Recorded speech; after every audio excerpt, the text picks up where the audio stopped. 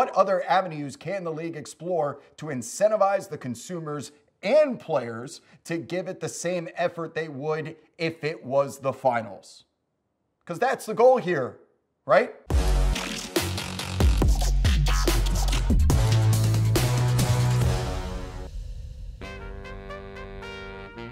This man right here is about to tell you about the NBA Midseason Tournament. Convert some of those regular season games into what we call Midseason Tournament and begin a new tradition of something that players care about, teams care about, something to win. You'd see just players go into that extra gear for that competition. If you haven't heard, this Midseason Tournament is in the A block of almost every conversation surrounding the league.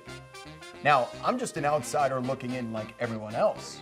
But I think we can all agree the NBA has aspirations to roll out their own version of the FA Cup, a very prestigious single elimination tournament which occurs throughout the English football campaign and includes clubs from all levels as a part of the competition. Where there is an extremely unlikely chance the G League would be invited to participate, like lower championship and League One flights are in Britain, it's a talking point that had me flinch for a second and think, could this work? Let's keep digging here, because the concept of a mid-season tournament is cool, but the logistics of it are a completely different story.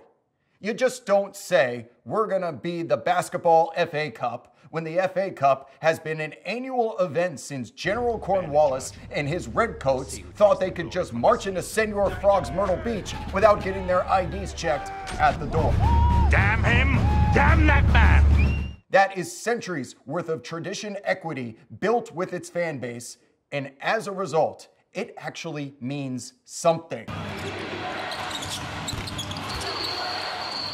Now, they had to start somewhere, like the NBA will attempt to do with their own tournament now. But will the fans care right away? And if not, what other avenues can the league explore to incentivize the consumers and players to give it the same effort they would if it was the finals? Because that's the goal here, right? One of the biggest problems with the business is the regular season being too long, and the quantity of games is diluting the product to the point that mainstream fans don't really give the NBA their undivided attention until the playoffs begin. Addition by subtraction feels like the right play here, but now you're telling us you're not only doing that, but the complete opposite and adding more games. Okay, cool. I'm going to give the league office the benefit of the doubt that they'll eventually find the sweet spot middle ground, as they always have an ear to the ground and been super responsive to their fans' biggest questions, comments, and concerns. But in a world the midseason tournament becomes a reality and the regular season remains unchanged, is paying the players a $1 million prize for winning the tournament enough for them to risk injury and deliver a product worth watching? Oh, by the way, that theoretical $1 million goes to only the winners, which means there are 29 other teams who just put that extra wear and tear of additional games on their bodies for nothing. Star players are getting hurt. We've got a terrible rash of year after year. We've had massive amounts of star players missing huge swaths of games. The teams are trying to use some science to figure out how to prevent these star player injuries, and it's not happening. Load management is already a plague across the NBA. This sure feels like it's only going to make it worse, doesn't it? Draft pick incentives and/or penalties aren't going to happen, because these players are not busting their ass for free so that their franchise can get younger, cheaper talent to replace them with. So let's workshop this. What if the midseason tournament had playoff incentives and implications? For example, the winner gets guaranteed home court advantage every round they advance to. This isn't without precedent. Major League Baseball awarded home field advantage to the team whose league won an exhibition game in July. Is there a world in which the winner gets to pick their first round opponent? If an underdog wins it, Should they be guaranteed a spot in the play-in tournament if they don't finish in the top 10 of their conference? And here's a good one for you, and it adds a little EPL relegation flavor to it. Any team who loses their opening round game has to clear a regular season win percentage threshold. Let's say 45 wins minimum. And if they don't reach it, they are sent to the play-in tournament if they finish the regular season in the top 6 of their conference. Is it gimmicky? You feel a little forced?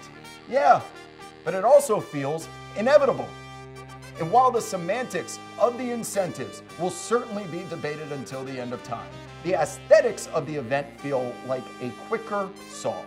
This summer, we saw the world put their lives on pause to watch LeBron James run at the Drew. KD's 66-point game at Rucker is still talked about to this day. Hell, they even play college basketball on battleships sometimes. There are hundreds of iconic basketball venues throughout the country the NBA could play these tournament games at to add viewership intrigue. Baseball has the Field of Dreams. Hockey has the Winter Classic. Football plays at Wembley Stadium. The NBA already plays preseason games at the Dean Dome in Chapel Hill. Why not extrapolate this concept and spread it to Hinkle Fieldhouse, Cameron Indoor Stadium, Venice Beach, amongst many others? Players are not ever going to agree to play on asphalt. Security and sponsorships of these arenas will certainly be a challenge. But if this concept was that easy to implement, they'd already be doing it. All of these ideas theoretically work. But getting the NBA Board of Governors and the NBPA Players Association to agree on them is another thing. Adam Silver in the NBA Competition Committee is now tasked with formulating a proposal which will not only need to be approved by these two parties, but also the most important one of all, us, the fans. If we don't watch, advertisers won't spend money on sponsoring it. So if the NBA actually does this, they better make it worth it for everyone involved. Hey guys, thanks for hanging out. If you enjoyed this type of content, or you didn't, and you want to watch some more, subscribe to the channel for future videos and use Underdog Fantasy for all your gaming needs.